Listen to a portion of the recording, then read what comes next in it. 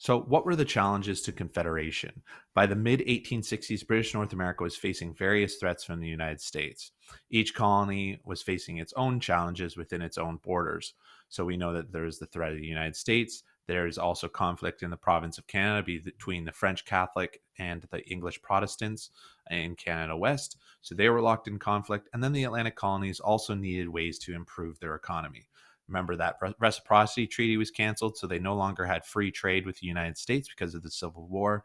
And on the Pacific coast, the colonies of Vancouver Island and British Columbia were facing a lot of money problems because of the end of the gold rush. So, first off, let's just talk a little bit about the conflicts in the province of Canada. You had John A. Macdonald on the right, George Brown on the left.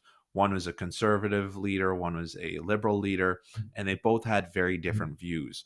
John Brown wanted to assimilate the French. He wanted to take away the culture of French culture, wanted to make them basically English speaking Protestant, English speaking Protestant population. And John A. Macdonald wanted to protect that and uphold the French identity. So, what ended up ultimately happening is they both came to the conclusion that Confederation and joining together would be their best option. So that's because Confederation would mean Canada West and Canada East would have its own local government, but then also have its own federal centralized government. So one federal and centralized government for the province of Canada. And then you also had many people in Canada East were opposed to the idea of Confederation, but their political leader, George Etienne Cartier, believed that the Union would deliver greater protection, more independence, and a better future for the French. So Cartier may have been persuaded in this belief by the support of Macdonald that Macdonald had shown for like upholding that French identity in the province of Canada. So that led to the Great Coalition. So Macdonald, Brown, Cartier, they formed an unlikely alliance in June 1864 known as the Great Coalition. The three leaders began working toward a greater federal system in the Canadas, but the goal was to expand arrangement to include other colonies in British North America, as well as Rupert's Land and the Northwestern Territory. So bringing everything together. So the two main important terms here is the legislative union, which is the power to govern and make laws held by a strong central government. Meaning, okay, we're going to team up, we're going to have the union, and the central government will be responsible for making all the different laws and rules um, as one unit. And then a federal union would give power to the central government as well as the provinces to run their own affairs. So you think about it as today, we have our federal government, and then we have our provincial government, and then you also have your municipal government. So those three levels. So officials in Britain supported the idea of a union, but there were groups in every region of British North America that did not support that idea.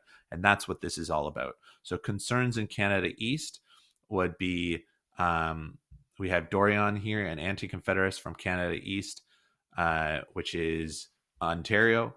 And he says that I oppose Confederation because I foresee innumerable difficulties that would joint powers given to the local and governments, the local and general governments in several areas. These conflicts will always be resolved in favor of the general government and be to the detriment of the often legitimate lawful claims of the provinces. So what he's saying is the federal government will always look out for what's best as a whole entire nation rather than the needs of the specific citizens of their own colony. So there were some concerns in the Atlantic colonies as well. The general overall concern would be that they're so much smaller compared to Canada East and Canada West that they would be giving up so much of their resources and not getting enough in return. So if we look at Newfoundland, 1/4 of its money earned by Newfoundland was spent on providing relief for the people who are impoverished, so living in poverty. So it would be better for them to stay a British colony because they'd be able to take care of themselves. They felt like they were giving it would be too much of an expense. So it says right here by Fox Bennett, who's also an anti-Confederate, a Confederationist, that it would entail a very heavy expense. The sacrifice of our independent legislation, laws, and the control of our own rich colonial resources for the benefit of the nationality, which can grant but few and trifling insignificant benefits on us. So they're giving up way too much and getting very little in return. And that was also very similar to PEI. PEI was a very small population and they had strong trading ties with Britain and the United States. So it didn't make sense for them to join Confederation at the time because their main industries were timber, farming, and shipbuilding, and they had strong trading partners. So they weren't in a situation where they felt like they needed to give up their rights or their prosperity, their growth, and give it to the general government, meaning share their wealth. So they felt like they weren't getting enough in return. And that's the same thing for Nova Scotia. Nova Scotia was secure of self government. They had been blessed with a good crop, abundant fishery, healthy season. The mining interests are extending. Shipyards have been busy all day. So they've been doing really well economically. And they felt like there's no reason to give that up. Then you have New Brunswick as well. General fears were that they were giving up their control of their economic and political affairs and their ability to make their own decisions. So we will go through this a little bit more in detail